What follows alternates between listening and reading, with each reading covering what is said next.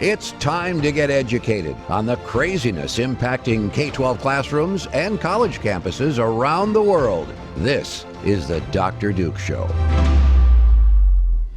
Hello, everyone, and welcome to the Dr. Duke Show. We got a great show for you today, as I would like to think we do every day. Proud of it. So please hit share and keep us growing. Today's show is sponsored by Mike Lindell and our friends at MyPillow. This week, MyPillow is offering their Egyptian cotton Giza Dream Sheets for just $40. $40 for a grade A set of sheets. That's a 60% saving when you go and use the Dr. Duke code. That is DRDUKE. And we start today in Baltimore, one of those cities that's in contention for the least educated group of kids in any place America. You can include Los Angeles, you can include Chicago, you can use Milwaukee. This is rock bottom. We start in Baltimore, where the education system continues to promote failing students. And these students, when they fail miserably, get pushed forward. This is as a new report finds that 77% of high school kids are reading at an elementary school level, including some kids as low as significant numbers, I should say, of kids reading at a kindergarten level by the time they reach junior and senior status in high school. So we're going to show you a clip that's from Project Baltimore. They are the news organization, basically Fox Baltimore, who seems to care more about the schools than any of the people in the school, because they've been reporting on how bad the scores are and the results of the education that these students are getting in Baltimore. So take a look. The data we have is tragic. These are students in 9th, 10th, and 11th grade who cannot do basic math or reading, skills they should have learned in elementary school. I-Ready assessments are given by Baltimore City Schools to help determine at which grade level a student is performing in math and reading. In reading, 628 Patterson High School students took the test. 484 of them, or 77%, tested at an elementary school reading level. That includes 71 high school students who are reading at a kindergarten level, and 88 students reading at a first grade level. Another 45 are reading at a second grade level. Just 12 students tested at Patterson High School were reading at grade level. That comes out to less than 2%. How does a student who reads at an elementary school level get to high school? They're pushed through. They're not ready for the workforce. They're not ready for further education. It's social promotion? Yes. Baltimore City Schools has a one-fail policy, which states students cannot be retained a second time prior to 9th grade. That means students go to the next grade no matter how little work they complete. I'm going to turn this over to Katie for the details, but Matt, this is mom and dad. This is your kid's educational America, where a teacher who is tipping off other news organizations about how bad education is has to have his face blacked out with a hoodie on and his voice garbled. You would think challenging you would think that challenging the school board or the teachers union now is like being a mob informant. That's how crazy it's gotten in American education today. And the real thing to look at with Baltimore, to look at all these very large school districts across the nation, is how much money they've been given and then what the results are. Because I know we can't live in a meritocracy, but we can live in a just shove money all the time as the answer to everything. At Patterson, the Patterson High School, what they were talking about, they have a 61% graduation rate. So 4 out of every 10 students are not graduating high school. But at the same time, the school has a $12 million budget. $12 million, and only 6 out of 10 kids are actually graduating high school. That's what they're doing. And it's not just Baltimore, but Baltimore's like rock bottom. But LA, New York, Chicago, pick any big city across the nation. And they're only 6 out of 10 are graduating.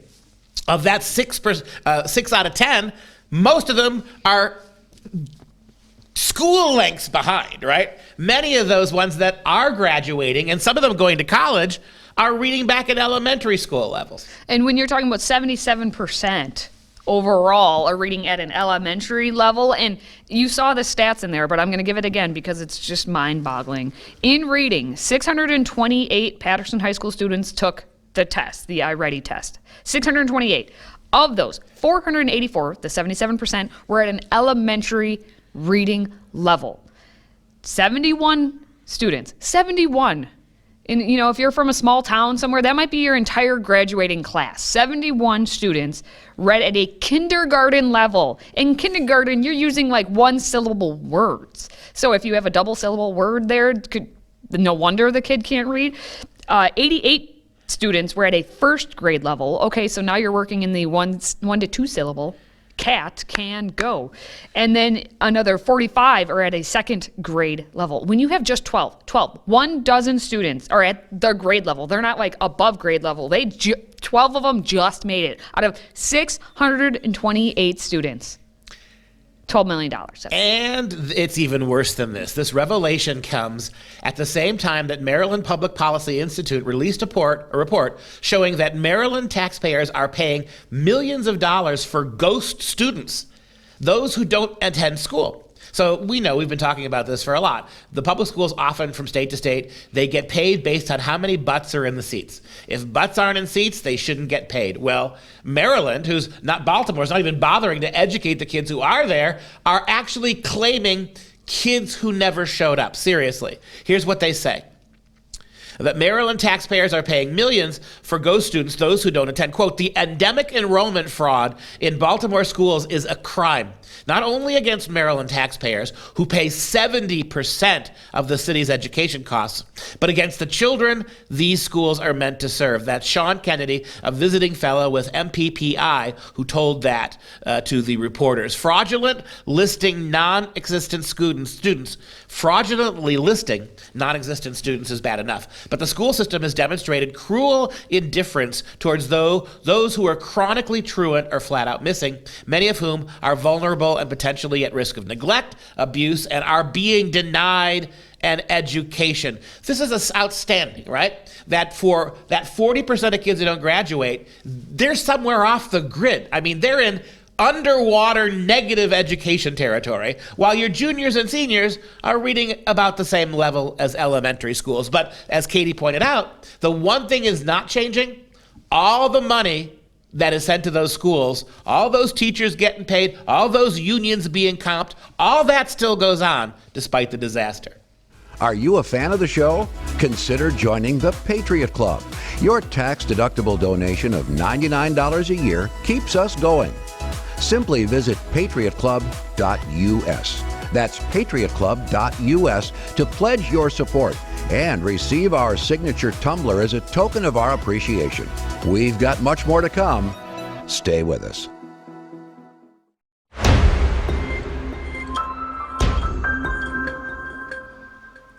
It's the usual insanity at the school board meetings, and just for you, sitting there, minding your own business, in a chair at a school board meeting, you will get assaulted. If you don't have the little cloth diaper over your face, you will get assaulted, because it happened in Webster, New York this time, and we're going to show you a video in a moment. I'm going to lay it out so you understand what you're about to see. We have a security guard who walks up to a dad sitting in the audience by the name of Dave Callis. He's sitting down there listening to the school board meeting, minding his own business, but he didn't put that mask on his face. Sitting in the back row. In the back row. So then the guard talks to Mr. Callis for about 4 seconds. We don't know what was said. It's kind of hard to understand what was said. But then naturally, the next logical step is for the security guard to assault and grab Callis to shove him out of his chair and to presumably get him out of the auditorium. And the security guard isn't that strong, or maybe he's just a weakling overall in many aspects. So he grabs the back of the chair. He tries to drag Mr. Callis backward, and then he proceeds to grab him by the back of the jacket until, the jacket then comes off. And then we have to have another man come in. And all of this happens while a actual police officer kind of just walks to go out of the room. So take a look. All narrated by a very upset mother. Look at, they found him. We're in America. Oh, time to look at this. Look at this. Look. What are you doing? What the f are you doing? What are you doing? What are you doing? Is this how you treat What our are children? you doing? Do you put your hands on the Holy children like crap! that, too, sir? Holy crap! That's assault. That is assault. Oh my God! They're doing to Oh the my children? God! Doing that to the children too? Holy sh! What the f are you doing? What are you doing? There are students in the building. Officer, do something about that. And so if you watch, you can watch more of the video. It continues till they take him and shove him out of the building. And the whole time, the police officer's just kind of, I'm there. And then the security guard has the balls, I guess, now that everything is done, to wave at that woman's camera and just basically be like, haha, we won. This was all captured and put onto the ROC for Educational Freedom public page. It's a Facebook group page. And the woman who attended the school board meeting had claimed that the man had to seek medical attention at an urgent care following the incident because of, you saw by the end, there was like 3 guys on him. She also explained that said maskless man, who we now know is Mr. Callis, was approached by the security guard while a student was in the front speaking. And the school board, she, according to her, because she attends all these school boards, she said that when they know that there's going to be some contentious issues such as mask mandates or CRT, critical race theory, any of that, they always bring up the children who just, they love this school and they love their superintendent, and they put them up there so that it makes you, if you have any sort of grievance with the school, you look like the jerk in this whole situation. And so basically she said that these students are hand selected to just go up there and do this. And all due respect, that police officer should have intervened against physical assault, honestly. This is some school jockey hired gun, not even gun. He's got a walkie-talkie where he probably should have a weapon. One of these mall cops applied to the public schools. When you have a real officer of the law there, I mean, it seems to me that you're witnessing an assault on the basis of something that scientifically has no effective use, that mask. And so you can make your policies all you want. I guarantee you this, no one will ever get removed violently in the name of assault for wearing a mask when these fake mask mandates go away. It won't happen. It shows you how much of an issue of control and, for lack of a better word, tyrannical oversight of people's behavior this has become. That can go on in an American school system. And we know the hypocrisy is going to the left and the right all the time. And so what had happened for this specific meeting is it had come out that over the weekend, there were several board members, school board members, who were seen maskless that prior weekend. And so the parents were like, you're sitting up there going maskless, as we see celebrities and politicians do all the time, and then keeping our children in masks 8 hours a day. And so one parent had actually blown up an entire picture showing this and was ready to hoist the picture up. But what was interesting is, in listening more to the story, that group of parents, the way, if they refused to wear a mask in the chambers, they had a separate room that they were going to put them in. And so the parents, the group all decide, okay, just put your mask on just to get into the room, and then we can actually see what's happening. And that same security guard, that private security guard who had kicked out, physically assaulted and dragged out Mr. Callis, actually had kicked out a mom earlier in the overall video. And this mom was just off in a corner, all by herself. She was, prepping what she was going to say in front of the school board. And he decided to come over and start gathering her folder up as if he's like a little bully and just taking her stuff away. And then he kicked her out. Today's show is sponsored by Clean Start Hand Sanitizer. For an odor-free foam hand sanitizer that lasts 2 hours and provides 19 refills, visit freedomproject.com/clean. That's KLEEN to order yours today.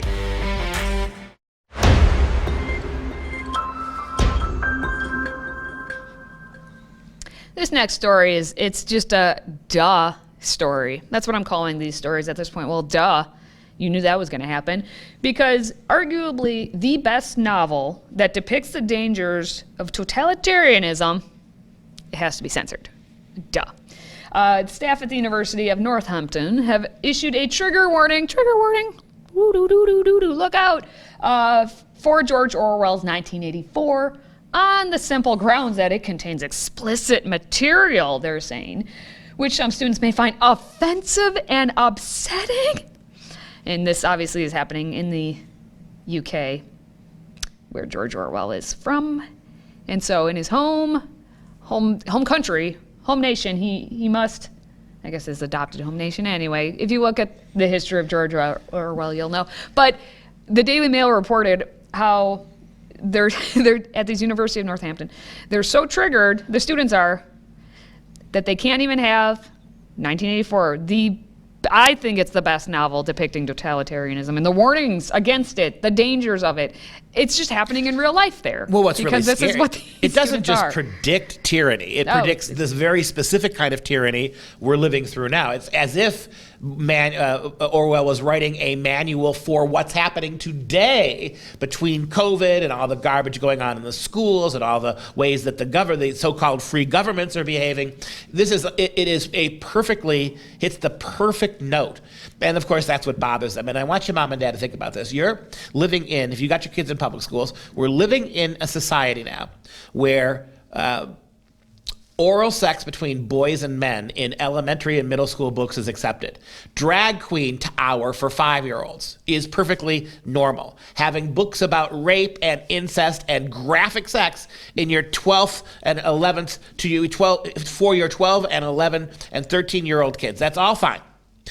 But Orwell's 1984 has to be trigger warned because, here's something that needs to be done. If I can find the time, I'm going to try to do it. I may or may not, but somebody needs to do instead of 1984, they need to do the update, 2024. Just call it 2024 and go back to what Orwell was doing and draw the link to 2024, right? It's 40 years. That would be a great story. If you're any of you budding writers, this would be a great project. Turn 1984 to 2024. Keep the basic narrative of 1984 and demonstrate what's happening today vis-a-vis that 40 years. That, my friends, would be a very interesting book. Now, if you want to donate to the cause for him to write that, feel free. According to Tory member of parliament there, Andrew Bridgen, he actually told the Daily Mail, he said there's a certain irony that students are now being issued trigger warnings before reading 1984. Our university campuses are fast becoming dystopian Big Brother zones where newspeak is practiced to diminish the range of intellectual thought and cancel speakers who don't conform to it. Again, 1984. If you have never read this novel, please go get yourself a copy. There are plenty available, but maybe not for long because trigger warning. We're going to have to book burn them at this point. And there are more trigger warnings. You don't think it would stop at Orwell, do you? UK-based Salford University has just put trigger warnings on Charlotte Bronte's Jane Eyre and Charles Dickens's Great Expectations, which are marked as distressing, they said. The warnings accompany a reading list given to students on Salford's BA English Literature course and have been revealed in response to a Freedom of Information request. The university warns undergraduates. There are scenes and discussions of violence and sexual violence in several of the primary texts studied in this module. Some students may find the content in the following text distressing, right? But I pretty much promise you, when you're reading for anti-racist purposes at this university, when you're reading for understanding of Black Lives Matter issues, no graphicity, if I may coin that term, no graphicity would go too unpunished. In other words, they're not going to be calling out books if they're making the right racial points or are written by the right types of authors, i.e. non-white. I promise you there will be no trigger warnings.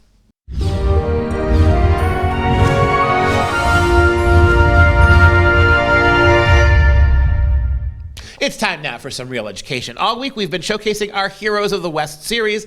These 5-minute videos are an example of what we do to help educational media. You think all the garbage that goes into the public schools is sex and politics? Not necessarily. Here we are laboring away to do this kind of material for public schools all over the country. And we've had a lot of public schools at various points take some of our videos. So there is hope left. We're going to keep doing this. We focus on some of the greatest men and women who left their mark on the Western world today. today, we take a look at the great Jan Sobieski. Enjoy.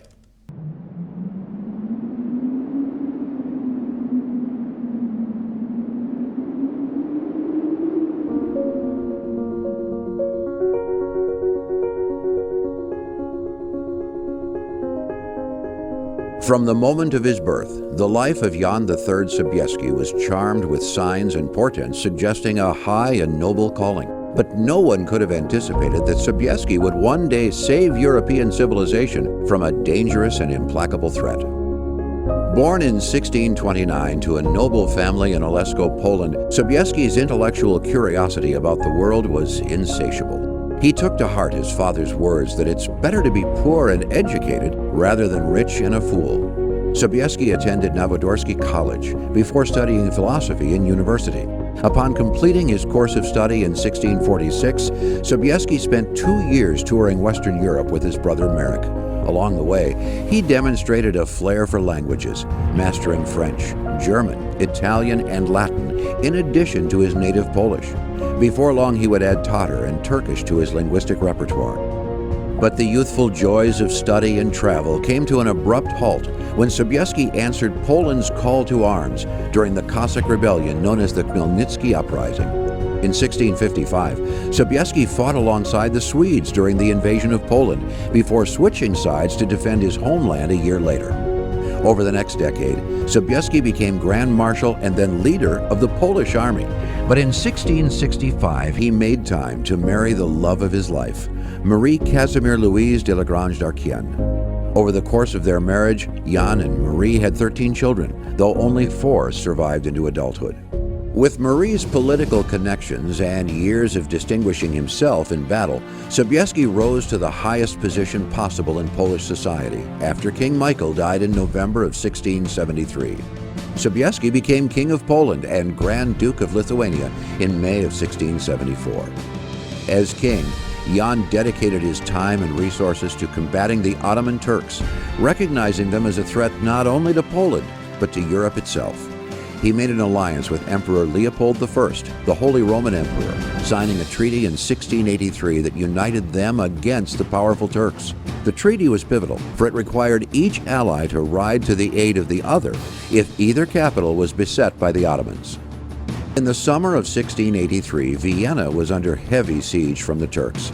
Sobieski and 25,000 of his finest soldiers and cavalry rushed to the city. As the highest-ranking warrior on the field, Sobieski took command of all 75,000 men, winning a brilliant victory over the Turks in Kallenberg. Sobieski's stunning triumph turned out to be the largest cavalry charge in history, as 3,000 elite Polish hussars sliced the Turks to bits. During the charge, Sobieski dashed towards the center of the Ottoman camp in search of Turkish leader Kara Mustafa, while many Ottomans fled the field in fear. The Battle of Vienna was one of the most pivotal battles in European history, a victory that helped end once and for all the threat of Turkish encroachment into Europe. It would also be the last great victory of Sobieski's military career. As age and illness began to catch up with him, Sobieski faced challenges to his rule from the Polish nobility and his own sons. The highlight of his twilight years was the marriage in 1694 of his daughter Teresa Cunegonda to Maximilian II Emanuel, Elector of Bavaria. In 1696, after Sobieski died of a heart attack, he left behind a considerable fortune and the gratitude of European Christendom. Sobieski is known to history as Poland's hero king. Others, including the Pope, called him the King of Europe. Sobieski's victories in the battle against the Ottoman Empire halted the spread of Islam across the continent. According to the Polish hero himself, "I came, I saw, God conquered." I want to take a moment now to thank our Patriot Club members for making all of these videos possible. Their financial support provides us the resources to actually bring these incredible stories to life for everyone to enjoy. And in fact, we have about a dozen more scripts already ready to produce. All we need now are the dollars to make them a reality. So if you're not already, please consider joining our Patriot Club with a $99 gift to help us continue producing our Heroes of the West series. All you have to do is simply visit patriotclub.us to get started. And before we go, we are going to show some love to our Patriot Club members. And today, we're giving our special shout out to Ruth Ann from Reno, Nevada. Ruth Ann, thank you for supporting us. And that's going to wrap up this show for Freedom Project. I'm Katie. He's Dr. Duke. Until next time, stay educated, my friends.